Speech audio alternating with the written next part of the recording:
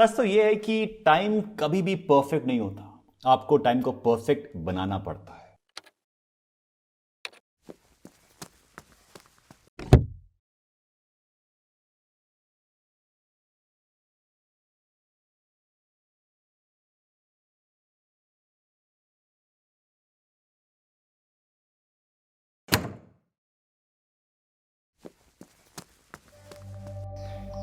कभी कभी मुझे लगता है कि मैं कहीं शांत सी जगह पे चले जाऊं। यहाँ एक अजीब सा सुकून सा है।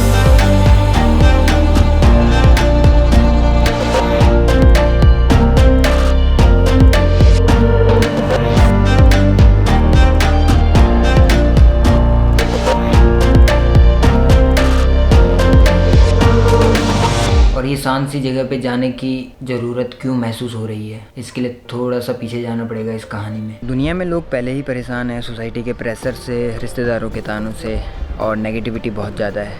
फिर एंट्री होती है। It's day one of India's 21-day nationwide lockdown. 1.3 billion people are staying home in the biggest ever lockdown in the world. आज रात 12 बजे से घरों से बाहर निकलने पर पूरी तरह पाबंदी लगाई जा रही है। जिस टाइम कोविड नया नया आया था उस टाइम मेरा टेस्ट हुआ था एंड मैं पॉजिटिव निकला था। उसके बाद उनका कॉल आता है कि आपके लिए एम्बुलेंस भेज रहे हैं, आपको यहाँ आना पड़ेगा क्वारंटीन के लिए।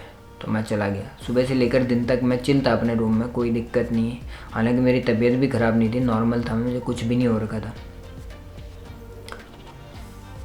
बट शुरुआत होती है 1 phone, 2 phone, 3 phone, 4 phone, 5 phone, ऐसे कर कर के जब जानने वालों के लगातार फ़ोन आने लग गए। हर 1 मिनट बाद फ़ोन पे फ़ोन, फ़ोन पे फ़ोन, फ़ोन पे फ़ोन आ रहा। तो मुझे एक घबराहट सी स्टार्ट हुई वहाँ पे।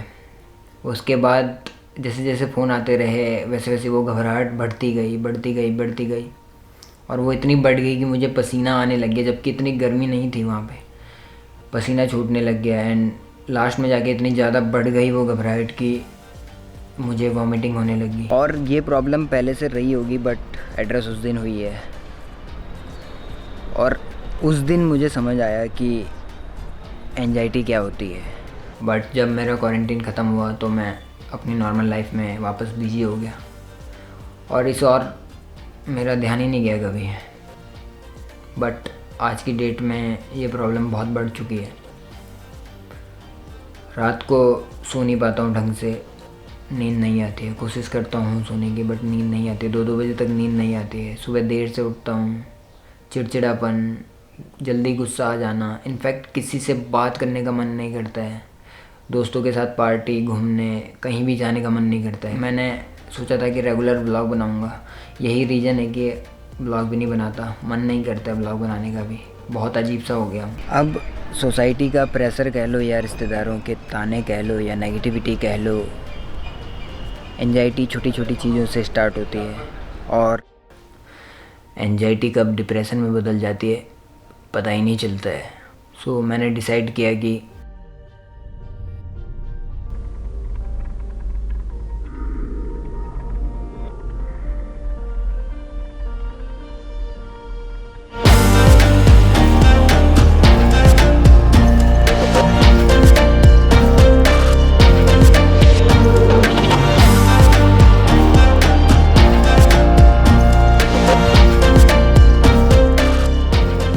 मैंने डिसाइड किया कि शांत जगह पे जाना इज़ नॉट अ सॉल्यूशन।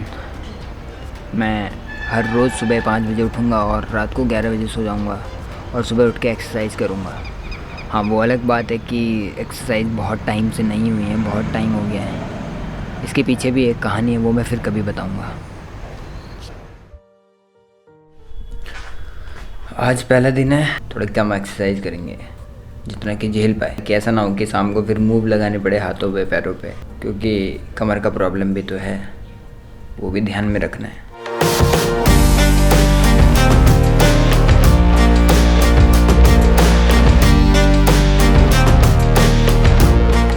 अभी जो टाइम हो रहा है वो हो रहा है 11:33।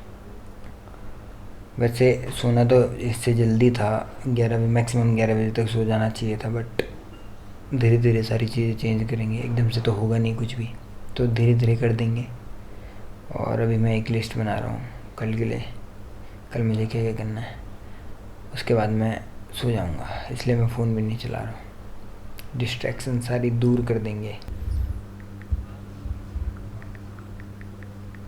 आज डे 2 है।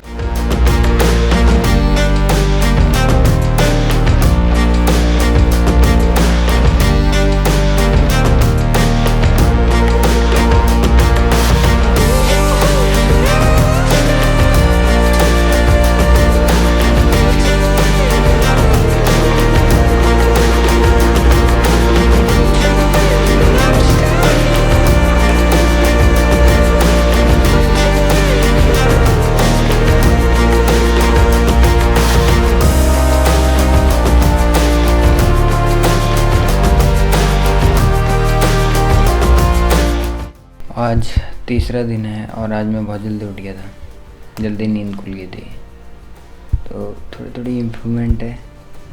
बाकी अपना वही है जो करते हैं हम।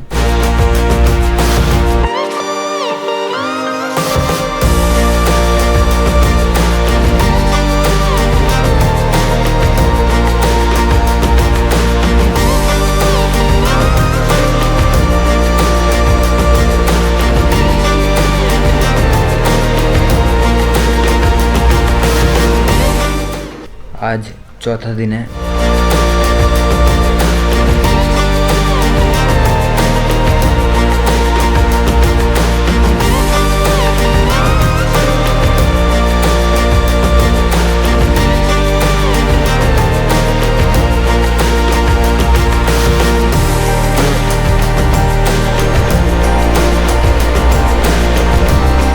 अभी टाइम हो रहा है 7:41, 7:41 और अभी मुझे जाना है। देख ही रहे होंगे आप, रेडी हो रखे। आज का मेरा दिन बहुत हेक्टिक था, कभी इधर कभी उधर, कभी इधर कभी उधर, बहुत सारा काम था, वो निपटाया। अभी तक मैंने कपड़े भी चेंज नहीं करे हैं। अभी जो टाइम हो रहा है वो हो रहा है 9:13। यूजुअली मुझे चैलेंज के हिसाब से 10 बजे तक सो जाना चाहिए कैसे भी करके, बट आज मुझे लग नहीं रहा है कि मैं 10 बजे सो पाऊँगा, क्योंकि मेरे पास एडिट के लिए वीडियोज़ हैं जो कल सुबह तक देना ही देना है। डेडलाइन है 8 से 10 ऐड वीडियोज़ हैं, तो वो देनी है कैसे भी करके। कोशिश करेंगे कि अगर देर में भी सोए तो हम जल्दी उठें, बाकी जितना भी सोएंगे उसके बाद बाकी नींद दिन में कवर कर लेंगे। 90 मिनट के हिसाब से दिन में कवर कर लेंगे। यही है, अब अच्छे बच्चे की तरह हम दूध पिएंगे और अपना काम करेंगे। मैं उठ तो गया हूँ जल्दी, बट थोड़ी हालत ख़राब है। आज सबसे पहले ना इस रूम की हालत सही करनी है। ऐसा लगता है इंसान नहीं जानवर रह रहा है यहाँ। बाकी मैं अगर उसके बारे में बात करूँ, जो मैं सुबह उठने की तैयारी कर रहा था, काफ़ी दिनों से सुबह उठने की जल्दी कोशिश कर रहा था, तो अब बहुत फ़र्क है। अब मतलब सुबह मैं करीब 5 बजे उठ जाता हूँ, 5 या 5:30 के बीच में उठ जाता हूँ हमेशा, बिना अलार्म के उठ जाता हूँ अब, क्योंकि काफ़ी दिन हो चुके हैं। तो अब इम्प्रूवमेंट लग रही है और अब सुबह उठने के बाद अच्छा सा फील होता है, मतलब ऐसा बोरिंग सा नहीं रहता, आलस नहीं आता, काफ़ी कुछ इम्प्रूव हुआ है। और फाइनली आज लास्ट दिन है चैलेंज का। सुबह टाइम पे उठ गया था, एक्सरसाइज कर ली है, नहा गया हूँ, सब कुछ कर लिया है, काम भी हो गया है। तो अब बात करते हैं चैलेंज के बारे में। तो अब 30 डे चैलेंज को पूरा करने के बाद क्या चीज़ें चेंज हुई हैं, क्या चीज़ें नहीं चेंज हुई हैं। सबसे पहली चीज़ आती है मेंटल और फिजिकल दोनों स्ट्रांग हो जाते हैं। और दूसरी चीज़ ये है कि प्रोडक्टिविटी।